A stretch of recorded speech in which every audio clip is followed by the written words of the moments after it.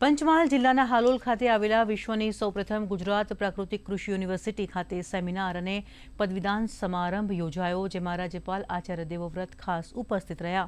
રાજ્યપાલે પ્રધાનમંત્રી નરેન્દ્ર મોદી દ્વારા પ્રેરિત ઇંધણ બચાવો અભિયાનને સમર્થન આપતા ગાંધીનગરથી ટ્રેનમાં મુસાફરી કરી વડોદરા પહોંચ્યા. ત્યાંથી એસટી બસ મારફતે હાલોલ આવ્યા. કાર્યક્રમમાં હવામાન નિષ્ણાત અંબાલાલ પટેલને પણ રાજ્યપાલ દ્વારા સન્માનિત કરવામાં આવ્યા.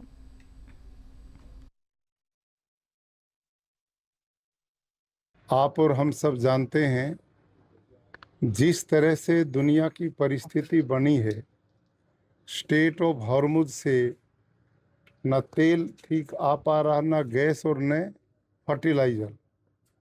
तो ऐसी स्थिति में हमें आत्मनिर्भर होना है।